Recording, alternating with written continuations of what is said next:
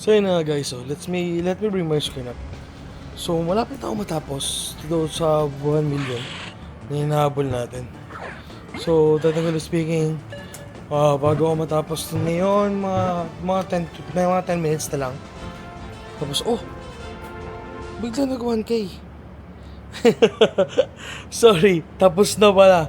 Akala ko nasa 90s 996,000 pa. So, well, thank you so much na pabilis dahil dun sa huling table lang yung nakuha. Tapos na tayo sa 1 million Stardust. So, naantay ko na lang ngayong 12:01. Kasi pag nag 12:01, tapusin ko agad yung route na malapit sa akin. This one. Tong route na to. Tapusin ko to ngayon, wala pa tong 20 minutes. So, yun, after this one, pwede na tayo pop ng level 72. So, I'm so excited. Grabe. Hindi ko na-expect na matapos ko siya. So, yun. Grabe, nakakapagod lang talaga maglaro. Pero, yung reward kasi at the end of the day, full feeling sa sarili. So, antayin nyo guys, malapit na mag-midnight. Tapusin natin to. 72 na tayo, maya-maya konti. Let's go. So yun guys, 1 minute na lang before midnight. Dito tayo ngayon sa Iris. Nasa Mandaluyong tayo. Tayo na lang natin na mag 12 noon. Tapos, pop natin to para matapos itong itong last remaining route natin. Isang route na lang yung kailangan. So ngayon, yun na, 12 na. So, okay, nag-strike na yung bagong araw. Check muna natin kung magre-record. 22 na, okay. 22 na siya. So, ngayon, pwede na nating start yung route dito. So, mabilis lang to. So, pag start ko nito, tapos nilagad natin, isang ikot lang, mga more or less, isang buong ikot lang to sa buong condominium. So, mabilis lang to. Samahan nyo guys, let's go. So yan guys, malapit na natin matapos to. Kaso, lumali yung character ko sa nasa ilalim kasi ako ng building. So, lumali yung character ko dun sa sa ending. So, lumabas na yung guard natin. Sa guard cell, nakakuha tayo ng isa.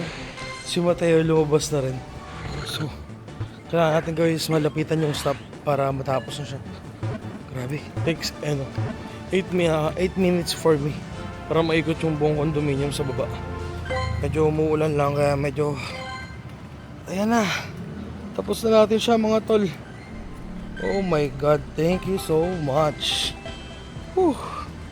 Thank you so much. Natapos natin. Ay, thank you Lord. No need of XP kasi enough naman yung XP natin.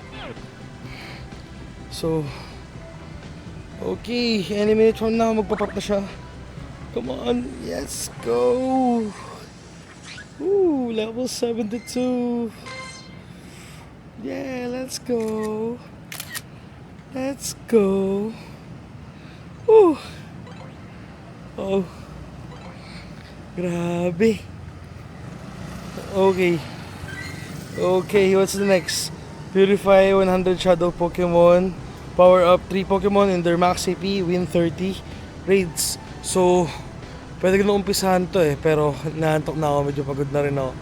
So, tapusin ko lang yung yung max Pokemon into their max AP. So, unahin ko itong isa. Number 1. Okay. Another one is the Camelot. Okay, max na rin natin siya. And then for the third one, kinuha ko na lang si Garchomp. Max na natin to para may army na tayo ng Garchomp. So yun, natapos na natin yung yung dalawa sa task. So purify 100 Pokemon, gawin ko na lang to off cam. Then yung win 30 raids, siguro later mag-RRP ako or tomorrow mag-onsite raid ako.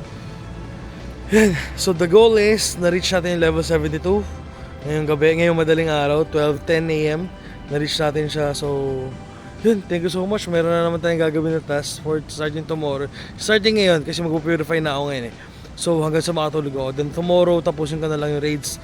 Tignan natin kung hanggang gaano kabilis natin matapos yung 30 raids.